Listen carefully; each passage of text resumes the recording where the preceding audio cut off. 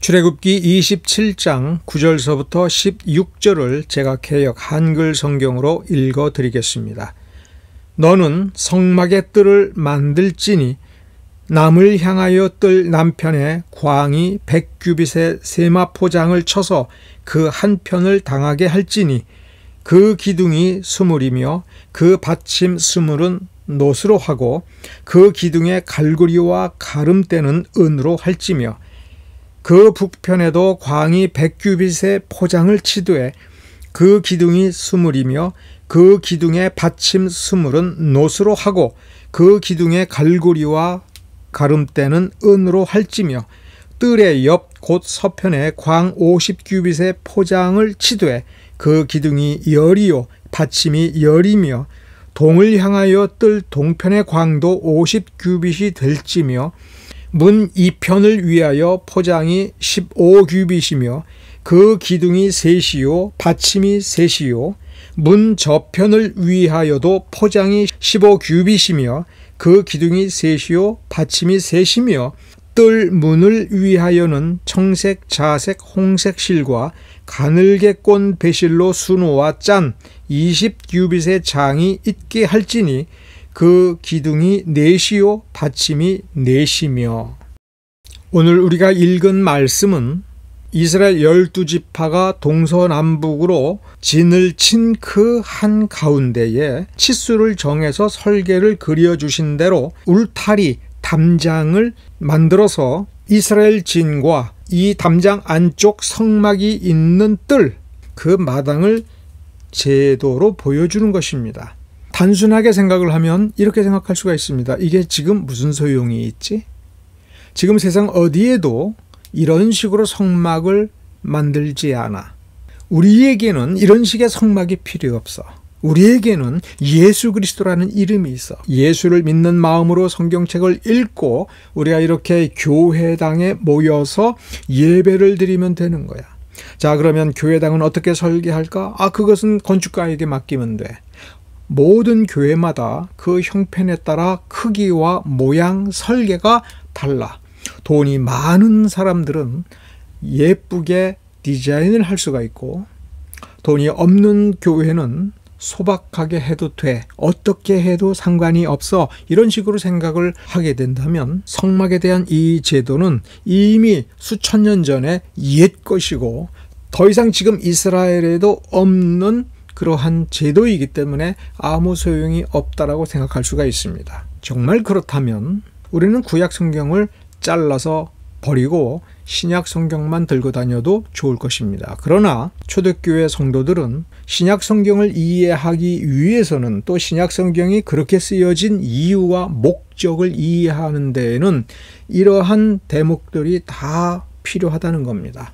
그래서 우리는 먼저 성경을 읽을 때 단순하게 이해하는 것이 쉬울 수는 있으나 매우 위험하다라고 하는 것을 인정을 해야 됩니다. 단순하게 이해할 때에 그 단순한 것이 무지로 이어지면서 이단이 침투해 들어갈, 그래서 이단에 물들, 거짓 교훈에 물들 위험성이 매우 큽니다. 그러므로 우리는 의도적으로 단순한 것에 주목을 하면서 그 속에서 성경의 핵심적인 진리와 어떻게 연결되는지, 연결할 수 있는지를 우리는 생각을 해봐야 됩니다. 오늘 우리는 이 성막의 제도에 대해서 구체적으로 공부를 시작하는데 성경의 다른 부분에서 두 가지 핵심적인 교훈을 생각을 해야 됩니다. 첫째, 이사야 선지자의 입을 통해서 주신, 그리고 우리 주 예수께서 확증하신 말씀입니다. 내 집은 기도하는 집이다.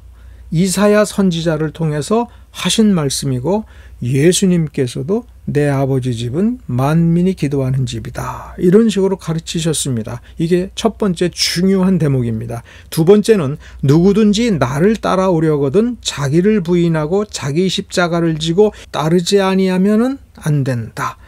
이 두 가지는 얼마나 중요한지 마태복음, 마가복음, 누가복음 이 세 개의 복음서에 다 쓰여져 있는 내용입니다.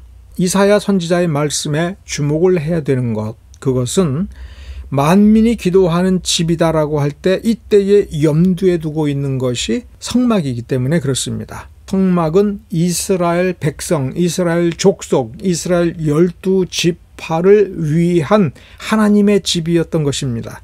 그런데 이사야 56장 6절서부터 8절을 읽어보면 이 집은 누구의 집이냐면 만민의 기도하는 집이라고 그랬습니다. 제사 드리는 집에서 기도하는 집이라는 쪽으로 표현이 바뀌었습니다. 이사야 56장 7절의 의도가 무엇인가? 이 말씀을 주신 이사야를 통해서 이 말씀을 주신 의도가 어디에 있느냐라고 할 때 사도 바울이 유대인과 이방인을 나누는 벽이 허물어졌다. 담이 허물어졌다. 이제는 차별이 없다라고 하는 것입니다. 이사야 56장 5절에 보면 내가 내 집에서 내 성 안에서 자녀보다 나은 기념물과 이름을 이방인들에게도 주고 영영한 이름을 주어 끊치지 않게 하실 것이다. 유대인이라고 하는 그들과 이방인의 차별 없이 영원한 이름을 주고 영원한 기념물을 주며 영원히 자녀라고 인정하겠다. 똑같이 대하겠다라고 하는 뜻이 여기서 나옵니다. 또 6절에 보면 차별이 없다라고 하는 것을 어떤 의미로 말씀하셨는지라고 하는 것을 6절에서 다시 한번 더 확실하게 말씀을 해주십니다. 나 여호와에게 연합하여 섬기며, 혈통이 중요한 것이 아니라 하나님의 백성이 되겠다라고 하는 언약 그 자체가 중요한 것이 아니라 연합하여 섬기며 여호와의 이름을 사랑하며 나의 종이 되며 하나님을 마치 자기 주인인 것처럼 소유주인 것처럼 섬기며 하나님의 계명을 지키는 그들은 비록 이방인이라 할지라도 나의 성산으로 인도하여 기도하는 내 집에서, 내 집은 기도하는 집인데 그 집에 들어와서 기도할 때에 그들을 기쁘게 해줄 거다. 그들의 헌납을 기쁘게 받을 거다. 차별이 없다. 이렇게 되어 있습니다. 그리고 거기에서 그러면 번제와 희생은 기도다. 기도는 번제와 희생이다. 이렇게 생각을 해도 크게 문제가 없다는 겁니다. 제물에서도 차이를 두지 않겠다. 그럼 뭐가 중요하냐? 여호와와 연합하며. 여기서부터 시작이 되는 거죠. 여호와와 연합하며 여호와의 이름을 사랑하며 여호와를 섬기며 여호와의 계명을 철두철미하게 지켜서 행하는 이에 그 기도, 즉 그 삶을, 그리고 그 삶의 열매를 받아주신다는 거죠. 자, 이사야 56장의 이 말씀 이전까지를 놓고 보면, 즉 출애굽기 27장 본문에 보면 성막에 뜰을 만들지니 라고 할 때, 자, 뜰을 만들려면 담장을 쳐야 되는 거예요. 그러면 어떤 대목을 여러분은 생각을 하셔야 되냐면, 이 성막을 둘러싸고 레위 지파가 가족별로 나뉘어져서 자리 잡고 텐트를 쳐서 생활을 한다는 장면을 여러분 생각을 하셔야 됩니다. 하나님께서는 뭐라고 명령하셨냐면 레위인들에게 너희들은 그 각각 정해진 성막의 북쪽, 남쪽, 서쪽에 자리 잡고 칼을 차고 살면서 일반 백성들이 성막을 향하여 돌진에 들어오는, 뚫고 들어오려고 하는 자가 있으면 그 칼을 빼서 쳐 죽여라, 이렇게 되어 있습니다. 그러니까 유대인이라고 해서 이스라엘 족속이라고 해서 이 성막은 저 집은 내 아버지 집이다 생각해서 나는 자녀니까 나는 원하는 대로 마음대로 들어갈 수 있다, 이렇게 생각해서는 안 된다는 겁니다. 막아라. 함부로 들어오는 자들은 쳐서 죽여라. 이렇게 출애굽기 27장 9절서부터 16절을 읽으면서 우리가 첫 번째 가져야 될 생각은 이 집, 비록 아버지 집이라 할지라도 북쪽, 서쪽, 남쪽을 통해서는, 즉 문이 아니고서는 들어갈 수 없다. 담장을 통해서는 들어갈 수 없다. 비록 그것이 천막이라 할지라도. 그리고 이것은 하얀색이다라는 겁니다. 그래서 연구자들은 이 하얀색 세마포 포장이라고 하는 것은 순결, 거룩을 의미한다.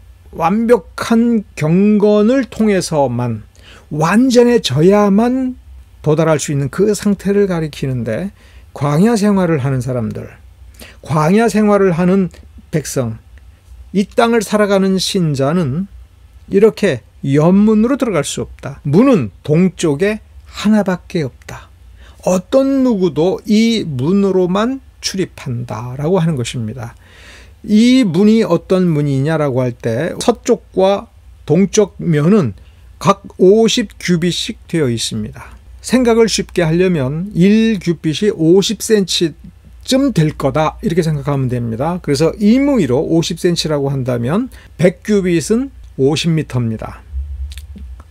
북쪽과 남쪽이 50m, 동쪽과 서쪽은 그 절반인 25m입니다. 2m 50cm마다 기둥 하나씩 서 있는 겁니다.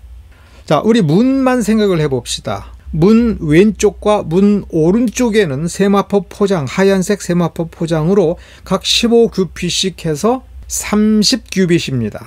그리고 그 중간에 20규빗짜리 문이 있는 겁니다. 그리고 그 문은 나무로 만드는 것이 아니라 성막과 똑같은 형식으로 4가지 색깔의 실로 만듭니다. 청색, 자색, 홍색, 그리고 가늘게 꼰 배실이니까 백색입니다. 이 4가지 색상으로 엮어가지고 문을 만들되 문턱이 없습니다. 그러니 문턱에 걸려서 못 넘어간다 이렇게 핑계를 댈 수가 없습니다.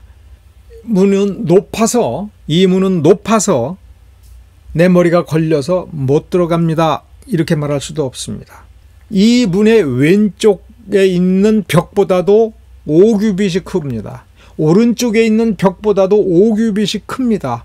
각각 15규빗씩의 벽이 있지만 그 가운데 있는 문은 넓이가 20규빗이며 항상 말아서 위에 묶어놨기 때문에 4가지 색상의 실로 어떤 문양을 만들었어도 웬만한 백성들은 이 문이 어떤 문양으로 되어 있는지 보지를 못할 겁니다. 항상 열려있는 문입니다. 기어서도 지나갈 수 있는 곳입니다. 우리가 구조를 먼저 생각을 해야 됩니다. 구조를 생각할 때에 이 동편 문 앞에는 누가 천막을 치고 자리를 잡고 살고 있냐면 제사장 족속들입니다. 제사장 가족들이 이 문 앞에서 자리를 잡고 삽니다. 이스라엘 백성 중에 누가 내가 죄를 지었다, 속죄를 위하여 성막에 가서 제사를 드려야 되겠다라고 하여 제물로 바칠 짐승을 끌고 이 제사장들의 천막 옆을 지나가게 됩니다. 소를 끌고 가든 염소를 끌고 가든 양을 끌고 가든 잠이 깰 수 있죠. 물론 성막 안에는 그날의 당번 역할을 하는 제사장과 레위인들이 있으니 그들이 그 제물을 처리하고 제사를 드리는 일을 하겠지만 당번이 아닌 숙직을 쓰지 아니하는 제사장과 그 가족들도 그 어떤 누가 제물을 끌고 지나가면 당연히 알게 되겠죠. 이 집은 그런 구조인 겁니다. 자, 이 문은 어떤 문입니까? 누구라도 하나님의 자녀라면 들어갈 수 있는 문입니다. 넓고 항상 열려져 있습니다. 그러나 이 문은 좁은 문입니다. 왜 좁은 문입니까? 죄인이 자신의 죄를 깨닫고 자기 죄를 속죄하기 위해서 하나님께서 정하신 거룩한 제물, 순결한 제물, 흠없는 제물을 가지고 오는 길이니 혼자 갈 수가 없고 혼자 들어갈 수 없는 문입니다. 제사를 드리기 위해서 오지 않는 경우라면 들어갈 수 없는 문입니다. 들여다 볼 수 없습니다. 제사장들이, 레위인들이 가로막습니다. 그렇게 구경을 오는 사람들을 막는 거죠. 칼을 차고 막는 겁니다. 그러므로 자신의 죄를 인정하고 하나님의 말씀을 어긴 자신의 죄를 생각하고 그 죄를 죽음으로, 이 제물을 죽임으로 씻기 위해서 오는 길이니 아무리 먼 곳에서 산다 할지라도 하나뿐인 이 성막에 하나뿐인 이 문을 향하여 오기 때문에 사실은 좁은 문입니다. 이 문은 이방인이 들어갈 수가 없습니다. 이사야 56장에 가서의 그 예언, 그리고 예수 그리스도의 죽으심으로 말미암아 펼쳐지는 세상, 바울의 말대로 막힌 담이 허물어졌다라고 하는 그 복음이 실현되고 그 복음이 제시되기 전까지는 이방인은 들어갈 수 없는 문이 이 성막의 문인 겁니다. 그런 점에서 좁은 문이었습니다. 이 문을 들어가기 위해서는 자기를 부인해야 되는 겁니다. 자신이 의인이다라고 하는 걸 부인해야 됩니다. 하나님 없어도 된다라고 하는 것을 부인해야만 합니다. 자기가 죄인이라고 하는 것을 인정하고 이 죄를 씻지 아니하면 하나님의 심판을 받아서 하나님께서 정죄하신 대로 멸망당할 수밖에 없다고 하는 것을 인정하는 것입니다. 나는 죄인이다라고 인정하는 것, 그것이 자기 부인입니다. 하나님 없이는 안 되겠다. 하나님의 용서하심과 자비와 긍휼, 이런 것이 없으면 멸망당할 수밖에 없다라고 하는 것을 인정하여 자기 대신 죽을, 자기가 키웠던 재물을 산채로 끌고 이 문을 둘이서 들어가야 되는 것입니다. 제사장과 죄인과 재물이 함께 들어가되 그 죄인이 재물을 직접 죽이고 번제물로 불태우는 것을 다 본 뒤에, 제사를 마친 뒤에는 기쁜 마음으로 이 문을 나오게 될 것입니다. 이것이 예수 그리스도의 속죄를 드러내는, 그리고 그것을 배우는 매우 중요한 장치입니다. 오늘날 우리도 예배를 드릴 때에, 또 예배로 이렇게 모일 때에 우리가 하나님을 믿는다라고 하는 것을 고백하는, 사도신경으로 신앙 고백을 한 뒤에 제일 먼저 할 일은 죄인이다라고 하는 것을 인정하면서 나오는 겁니다. 예수를 믿어서 우리가 의롭다 함을 받았기 때문에 죄인이라는 의식은 더 이상 필요 없다고 생각해서는 안 됩니다. 우리는 그 계명을 가지고 이 땅을 살아가야 될 의무가 있는 겁니다. 이 땅 위에서 하나님의 말씀을 실천하면서 곳곳에 가서 그곳에 하나님의 나라를 이루어야 되는데, 우리는 그 말씀대로 살지 못하는 순간 우리는 다시 죄를 지은 것입니다. 하나님의 명령을 똑바로 실천하지 못했습니다. 완벽하게 이루지 못했습니다. 하나님의 뜻을 우리는 성취하지 못한 죄인입니다. 그렇습니다. 우리는 의로운 존재지만 우리의 손과 발이 더럽혀졌다라고 하는 것을 분명히 인정하고, 우리는 다시 예수 그리스도의 공로를 의지하여 하나님께 나와서 우리는 먼저 우리 자신이 죄인이라고 하는 것을 인정해야 됩니다. 우리 가운데 있는 죄의 습성들, 이기심이 우리의 언행에 스며들었다라고 하는 것을, 그래서 그 언행이 온전치 못했다라고 하는 것을 발견할 수 있어야 됩니다. 그것을 발견하고 고백하고 인정하는 그러한 삶을 우리는 매 순간 살아야 되는 겁니다. 이것이 예배자로서의 삶의 모습인 것을 우리는 기억해야 됩니다. 오늘 우리가 읽은 본문, 그리고 이사야 56장 6절서부터 8절을 읽어볼 때 이스라엘 지인 안에 살고 있는 이스라엘 족속들에게 요구되는 것이 무엇입니까? 하나님을 섬기면서 그 언약의 약속들, 그 계명들을 굳건하게 지키고 철저하게 지키는 모습인 것입니다. 철저하게 지켰는지를 자신이 살펴보는 그런 반성적인 마음의 자세입니다. 내가 주의 말씀대로 살려고 한 번 노력해 보았으니 나는 하나님의 자녀다라는 의식이 아니라, 내가 하나님의 말씀을 얼마나 철저하게 준행했어야 되는데 내가 잘못했구나, 내가 이 부분은 놓쳤구나, 내 안에 있는 이기심에 휘둘렸구나. 그러한 자기 성찰이 하나님의 자녀의 기본적인 모습인 것입니다. 그럴 때 우리는 다시 예수의 손을 붙잡고, 제사장으로서의 예수를 의지하고, 제물로서의 예수를 의지하고, 예수께서 우리에게 가르치신 그 계명을 생각을 하고 속죄의 공로를 더 깊이 의존하기 위하여 하나님 앞으로 나아가는 우리 자신의 모습이 되고, 그러한 삶이 되어야 될 것입니다. 매일매일 거룩한 문을 들어가고 거룩한 길을 가는 여러분 되기를 축원합니다. 기도하겠습니다.